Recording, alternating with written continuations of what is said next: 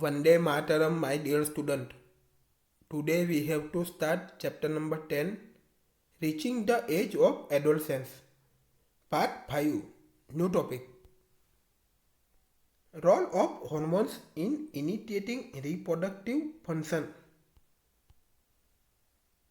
Endocrine glands release hormones into the bloodstream to reach a particular body part called target site.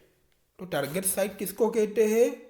Endocrine glands जो है वो blood stream में hormones को release करता है and particular body part के पास पहुंचाता है, तो उनको क्या कहते हैं? टारगेट साइट कहते हैं.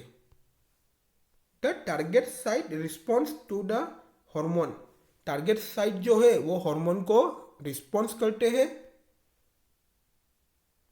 There are many endocrine glands और ductless glands in the body. तो बॉडी में मैनी एंडोक्रिन ग्लैंड्स और डकलेस ग्लैंड्स होती है. The testis and ovaries secrete sex hormones. Testis and ovaries जो है वो सेक्स हॉर्मोन्स को क्या करती है? सेक्रेट करती है. You have just learned that these hormones are responsible for the male and female secondary sexual characters. तो हमने ऑलरेडी लर्न किया ही है कि जो हॉर्मोन्स जो है वो मेल एंड फीमेल के सेकेंडरी सेक्सुअल कैरेक्टर्स को रिस्पॉन्सिबल करता है. Further the sex hormones are under the control of hormones from the pituitary glands. Figure number 10.3. तो आगे हम फिगर नंबर 10.3 में देखेंगे कि जो सेक्स हॉर्मोन्स जो होते हैं वो पिट्यूटरी ग्लैंड से हॉर्मोन्स को क्या करते हैं? अंडर द कंट्रोल करते हैं. The pituitary secretes many hormones, one of which makes ova mature in the ovaries and sperms form in the testis. तो पिट्यूटरी जो है वो मैनी हॉर्मोन्स को क्या करते हैं? सेक्रेट करते हैं एंड ओवरीज में ओवा को मैच्योर बनाते हैं एंड टेस्टिस में किसको? स्पर्म्स को. तो ओवरीज में किसको? ओवा को मैच्योर बनाते हैं एंड टेस्टिस में स्पर्म्स को बनाते हैं. तो आगे हम देखेंगे figure number 10.3. The onset of puberty is control by hormones. Puberty के ऑनसेट हॉर्मोन्स के द्वारा कंट्रोल. तो उसमें हम देखेंगे hormones from pituitary stimulate testis and ovaries to release testosterone in male and estrogen in female. तो मेल में testosterone and female में एस्ट्रोजन. तो टेस्टिस एंड ओवरीज में बारे में हमने देख ही लिया ऑलरेडी. आगे किसमें वो मैच्योर होता है वो. उसके बाद ये क्या आता है? Release in the blood stream and reach parts of the body. तो लिखा है टारगेट साइट. टारगेट साइट के बारे में भी हमने देख लिया कि ब्लड स्ट्रीम में रिलीज करता है, बॉडी पार्ट्स को पहुंचाता है, वो भी हमने देख लिया. उसके बाद देखते हैं stimulate changes in the body at onset puberty. Puberty के ऑनसेट बॉडी में स्टिम्युलेट चेंजेस, वो तो सबको पता ही है. Paheli and Boojho have now understood that puberty marks the beginning of the reproductive period when one becomes capable of reproduction. तो Paheli and Boojho have now understood के प्यूबिटी से रिप्रोडक्टिव पीरियड उनका बिगिनिंग होना शुरू हो जाता है. बिगिनिंग हो जाता है, शुरुआत ही हो जाती है रिप्रोडक्टिव पीरियड की. तो वो रिप्रोडक्शन के लिए क्या बन जाते हैं? वो कैपेबल बन जाते हैं. But they want to know if reproductive life once begun continuous और it end some time.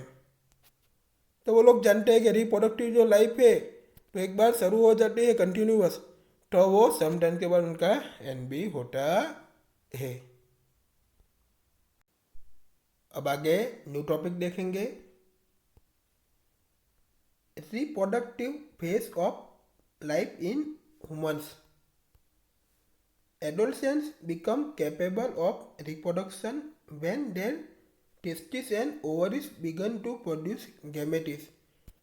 Adolescence से रिप्रोडक्शन के लिए कैपेबल बन जाते हैं एंड टेस्टिस एंड ओवरिस जो है वो गैमेटिस को प्रोड्यूस होना शुरू कर देते हैं। The capacity for maturation and production of gametes lasts for a much longer time in males than in females. Females के कंपटीशन में मेल में मैच्योरेशन की कैपेसिटी एंड गैमेटिस के जो प्रोडक्शन है वो मच लॉन्गर टाइम होते हैं, मेल में मच लॉन्गर टाइम होते हैं फीमेल के कंपैरिजन में।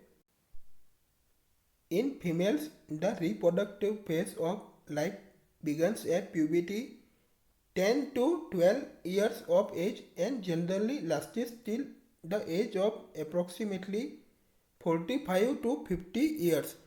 तो प्यूबिटी से फीमेल में जो रिप्रोडक्टिव फेज ऑफ लाइफ है वो शुरू हो जाता है, यानी 10 to 12 years of the age में, एंड अप्रोक्सीमेटली 45 to 50 ईयर्स के एज में जनरली लास्ट तक वो रहता है। The ova begin to mature with the onset of puberty. Puberty के ऑनसेट क्या होता है, ओवा का मैच्योर होना शुरू हो जाता है। One ovum matures and is released by one of the ovaries once in about 28 to 30 days। तो वन ओवन मैच्योर्स जो होता है एंड वन ओवरिस जो, तो वन ओवरिस के द्वारा वन ओवम को जो मैच्योर होता है उनको रिलीज करता है एंड 28 to 30 डेज में एक बार वो होता है। During this period, the wall of uterus becomes thick so as to receive the egg in case it is fertilized and begins to develop। तो क्या होता है, दिस पीरियड के ड्यूरिंग क्या होता है, तो यूटेरस की जो वॉल जो होती है वो ठीक होती है एंड क्या एग जो होता है वो रिसीव होता है। तो ये केस में इट इज़ फर्टिलाइजर एंड क्या करना शुरू हो जाता है, डेवलप होना वो शुरू हो जाता है। This result in pregnancy. तो रिजल्ट में क्या आता है, pregnancy. If fertilization does not occur the release egg and the thickness lining of the uterus along with its blood vessel are set off।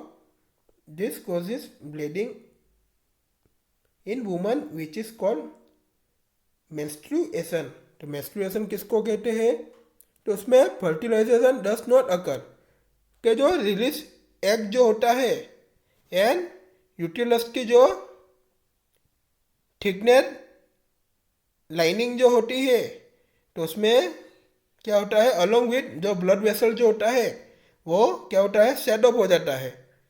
तो उससे क्या होता है, उसके कारण वुमेन में ब्लीडिंग होना शुरू हो जाता है। तो उसको क्या कहते हैं, मेंस्ट्रुएशन कहते हैं। Menstruation occurs once in about 28 to 30 days. 28 to 30 days में एक बार मेंस्ट्रुएशन होता है। The first menstrual flow begins at puberty and is termed मेनार्चे। तो मेनार्चे किसको कहते हैं, ये प्यूबर्टी से जो फर्स्ट मेंस्ट्रुअल का फ्लो की शुरुआत होती है तो उसको क्या कहते हैं, मेनार्चे कहते हैं। एट 45 to 50 years of age the menstrual cycle stops. तो 45 to 50 ईयर्स की एज जो आती है तब मेंस्ट्रुअल साइकिल जो होती है वो स्टॉप हो जाती है। Stoppage of menstruation is termed menopause. Menopause किसको कहते हैं, कि जो मेंस्ट्रुएशन जो होता है वो स्टॉपेज हो जाता है, तो उसको क्या कहते हैं, मेनोपॉज कहते हैं। इनिशियली मेंस्ट्रुअल साइकिल में बी इनरेगुलर, इसलिए क्या होता है, मेंस्ट्रुअल साइकिल इनरेगुलर हो जाती है। It takes some time to become regular, some time के बाद क्या रेगुलर वो हो जाती है। Menstrual cycle is controlled by hormones, menstrual cycle जो है वो हार्मोन्स के द्वारा ही कंट्रोल होती है। The cycle includes the maturation of eggs, it release thickening of uterine wall and its breakdown is pregnancy does not occur। तो S के जो मैच्यूरेशन जो होता है उसमें ये साइकिल इंक्लूड होती है, उसके बाद क्या हो जाता है, वो रिलीज हो जाता है। एंड यूटेरिन की जो थिकनिंग जो वॉल होती है, तो वो उसके बाद क्या हो जाती है, ब्रेक डाउन हो जाती है, तो उसमें pregnancy does not occur. In case the egg is fertilize, it begins to divide and then gets embedded in the uterus for further development, as you have learned in chapter 9 figure number 9.8। Chapter 9 में figure number 9.8 में हमने already learn किया ही है कि egg का in the case जो egg जो होता है वो फर्टिलाइज जो होता है, तो वो डिवाइड होना शुरू हो जाता है। एंड उसके बाद क्या होता है, यूटेरस में एम्बेडेड होता है, एंड उसके बाद उसका फर्दर डेवलपमेंट होता है। तो वो तो हमने ऑलरेडी अगले चैप्टर में देख ही लिया है। We will meet in next video.